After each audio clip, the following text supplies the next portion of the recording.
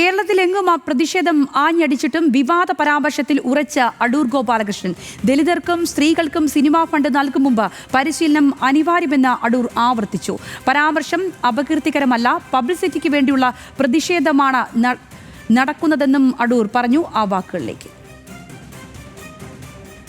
കവിത എഴുതുന്നു, കഥ എഴുതുന്നു, അതിനൊക്കെ അക്ഷരജ്ഞാനം വേണ്ടേ? അതുപോലെ തന്നെ സിനിമ എന്ന് പറയുന്ന ഒരു വേറൊരു ഭാഷയാണ് സിനിമയുടെ ഭാഷ. അതെങ്ങനെ ഉണ്ടാവും? അത് പടം എടുക്കുന്ന ആളിന് ധാരണ ഉണ്ടെങ്കിൽ മാത്രമേ ഉണ്ടാവുള്ളൂ. അവരുടെ ഗുണത്തിന് വേണ്ടിയും അവരുടെ നന്മയ്ക്ക് വേണ്ടിയാണ് ഞാൻ പറഞ്ഞത്. കാരണം അവരുടെ ഉന്നമനം എന്ന് പറയുന്നത് എൻ്റെയും ലക്ഷ്യമാണ്. അല്ലാതെ അവരെ മോശപ്പെടുത്തി അവരെ നികൃഷ്ടരായിട്ട് കാണുകയല്ല ചെയ്യുന്നത്. സർഗാത്മക കഴിവുകൾ പ്രകടിപ്പിക്കുന്നതിന് പട്ടികജാതി വിഭാഗത്തിൽപ്പെട്ടവർക്ക് ആവശ്യമായ സർക്കാർ ഫണ്ട് നൽകുന്നതിൽ തെറ്റില്ലെന്ന മന്ത്രി ആർ ബിന്ദു ഈ വിഷയത്തോട് പ്രതികരിച്ചപ്പോൾ അടൂരിന്റെ പ്രസ്താവന സദുദ്ദേശത്തോടെയായിരുന്നുവെന്നാണ്, അത് വളച്ചൊടിച്ചതാണെന്നുമാണ് മന്ത്രി വി എൻ വാസവന്റെ ന്യായീകരണം ഇന്നുണ്ടായത്. ആ വാക്കുകൾ കൂടി കേട്ടുവരാം. പൊതുവിൽ സിനിമാ കോൺക്ലേവ് ഹേമ കമ്മിറ്റി റിപ്പോർട്ടുമായി ബന്ധപ്പെട്ട് സംസ്ഥാന ഗവൺമെന്റ് ആ മേഖലയിൽ പുതിയ ഒരു നയം കൊണ്ടുവരാൻ വേണ്ടി എടുത്ത നീക്കമായിരുന്നു ഇന്നലത്തെ കോൺക്ലേവ്. അത് ഏറ്റവും വിജയകരമായി പര്യവസാനിച്ചിരിക്കുന്നു. ഗവൺമെൻറ് കാഴ്ചപ്പാട് ശരിയായിരുന്നു എന്നുള്ള രൂപത്തിലേക്കാണത് വന്നിട്ടുള്ളത്. ആ സമയത്ത് സമാപന സമ്മേളനത്തിൽ ഇങ്ങനൊരു പരാമർശം നടത്തിയതായി കണ്ടു. സംസ്ഥാന ഗവൺമെൻറ്റിനെ സംബന്ധിച്ചോളം ഈ മേഖലയിൽ സ്ത്രീകളെയും അതുപോലെ SC/ST മേഖലയിലെയും കലാപ്രതിഭകളെ വളർത്തിയെടുക്കുക എന്ന വീക്ഷണം കൂടി മുന്നിൽ വെച്ചുകൊണ്ടാണ് അത്തരമൊരു നിലപാട് സ്വീകരിച്ച് മുന്നോട്ട് വരുന്നത്. അത് മറ്റൊരു രൂപത്തിലേക്ക് വ്യാഖ്യാനിക്കപ്പെടേണ്ടതില്ല. അതിൽ ആദരണീയനായ അടൂർ ഗോപാലകൃഷ്ണൻ മറ്റേതെങ്കിലും ദുരുദ്ദേശത്തോടു കൂടി പറഞ്ഞതായി ഞാൻ കണക്കാക്കുന്നില്ല. അതേസമയം സിനിമാ കോൺക്ലേവിലെ ദലിത് സ്ത്രീവിരുദ്ധ പരാമർശത്തിൽ അടൂർ ഗോപാലകൃഷ്ണനെതിരെ പരാതി നൽകി പൊതുപ്രവർത്തകൻ. അടൂരിനെതിരെ പൊതുപ്രവർത്തകൻ ദിനു വെയിൽ പോലീസിലും SC/ST കമ്മീഷനിലും പരാതി നൽകി. സർക്കാർ ഫണ്ട് അനുവദിക്കുന്നത് വിവിധ തലങ്ങളിലെ പരിശോധനയ്ക്ക് ശേഷമെന്ന് സംവിധായകനും ന്യൂസ് മലയാളം അസോസിയേറ്റ് എഡിറ്ററുമായ VS സനോജ് പറഞ്ഞു. ഇതൊരു മാതൃകാപരമായ പദ്ധതിയാണ് സർക്കാരിനെ സംബന്ധിച്ച്. മറ്റൊന്ന്, ഈ പ്രോജക്റ്റിൽ ഇതിൻ്റെ ഭാഗമായിട്ട് KSFDCയുടെ ഒരു സിനിമ സംവിധാനം ചെയ്ത ഒരാളാണ് ഞാൻ. പക്ഷേ ഇത് നമുക്ക് സെലക്ട് ചെയ്യപ്പെടുകയും ഇതിൻ്റെ ഓരോ പ്രോസസ്സിലും നടപടിക്രമങ്ങളെല്ലാം പൂർത്തിയാകുന്ന ഘട്ടത്തിലുമെല്ലാം നമ്മൾ കേട്ടുകൊണ്ടിരുന്ന ഒരു ചോദ്യം ഇത് തന്നെയാണ്. അത് തന്നെയാണ് അടൂരും ആവർത്തിച്ചതെന്ന് ഞാൻ മനസ്സിലാക്കും. നിങ്ങൾക്ക് കിട്ടുന്നൊരു വലിയ അവസരമാണ്. ഈ പണത്തിന് അതിൻ്റേതായ മൂല്യമുണ്ട്. മറ്റൊന്ന്, 25 ലക്ഷം രൂപയ്ക്ക് ഇതുപോലെ തന്നെ 6 സിനിമ ചെയ്യാൻ പറ്റുന്ന പൈസയാണിത് എന്നെല്ലാം തരത്തിലുള്ള പലതരത്തിലുള്ള കമൻറ്റുകൾ നമ്മൾ കേട്ടുകൊണ്ടാണ് ഈ പ്രോസസ്സിലൂടെ കടന്നു പോകുന്നത്. ഒരു ഫ്യൂഡൽ മനോനിലയിൽ നിന്ന് അടൂർ ഗോപാലകൃഷ്ണൻ പറയുന്ന ഒരു പുതിയ കാലത്തെ പറഞ്ഞ വേറൊരു തരത്തിലുള്ള ഒരു അമ്മാവൻ കോംപ്ലക്സിൻ്റെ വർത്തമാനമാണ് അടൂരിനെ പോലൊരു വലിയ വിഖ്യാതനായിട്ടുള്ള ഒരു ഫിലിം മേക്കർ നടത്തിയത്.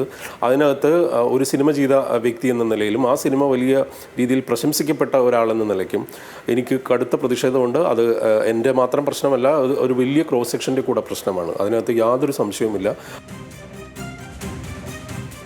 അർജുൻ രാജുവിന്റെ തിരുവനന്തപുരത്തു നിന്നും. അർജുൻ, വ്യാപകമായ രീതിയിൽ ഈ ഒരു വിവാദം കത്തിപ്പടരുന്ന സാഹചര്യമാണ്. വലിയ രീതിയിലുള്ള പ്രതിഷേധമാണ് പൊതുസമൂഹത്തിൽ നിന്നും സിനിമാ മേഖലയിൽ നിന്നും ഒക്കെ വരുന്നത്.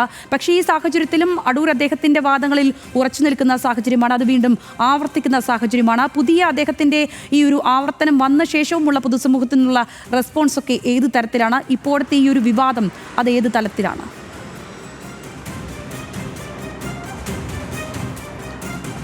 അടൂർ ഗോപാലകൃഷ്ണൻ സിനിമാ കോൺക്ലേവിൽ ഉയർത്തിവിട്ട വിവാദം അത് വലിയ രീതിയിൽ ചർച്ചയാകുകയാണ് ഇന്ന് കേരളത്തിൽ. ഇപ്പോൾ അടൂരിനെതിരെ പോലീസിലും SC/ST കമ്മീഷനിലും വരെ പരാതി എത്തിയിരിക്കുന്നു. നാളെ അത് നിയമപരമായിട്ടുള്ള പ്രശ്നങ്ങളിലേക്ക് ഉൾപ്പെടെ പോകാനുള്ള സാധ്യത കൂടി നിലനിൽക്കുന്നുണ്ട്. ഈ ഘട്ടത്തിൽ രാഷ്ട്രീയ വ്യത്യാസമില്ലാതെ അതിൽ VN വാസവൻ മന്ത്രി മാത്രമായിരിക്കും കുറച്ചെങ്കിലും ഒരു എതിർത്ത് അല്ലെങ്കിൽ അടൂർ ഗോപാലകൃഷ്ണൻ അനുകൂലിച്ച് സംസാരിച്ചത്.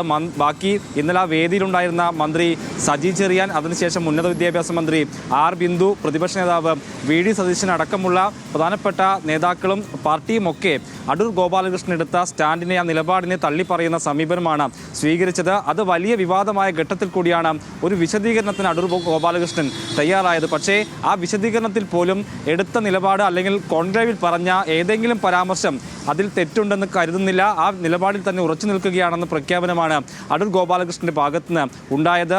SC/ST വിഭാഗത്തിലുള്ള ആളുകൾ പുതുതായി സിനിമ ചെയ്യാൻ വരുമ്പോൾ അവർക്ക് പ്രത്യേകമായി 3 മാസം പരിശീലനം നൽകണമെന്ന പരാമർശം സദുദ്ദേശത്തോടെയാണ് നടത്തിയതെന്നാണ് അദ്ദേഹം പറഞ്ഞത്. പൊതു ഫണ്ടാണ്, അതായത് സർക്കാർ ഫണ്ടാണ് ഇവർക്ക് സിനിമ ചെയ്യാൻ വേണ്ടി ഉപയോഗിക്കുന്നത്.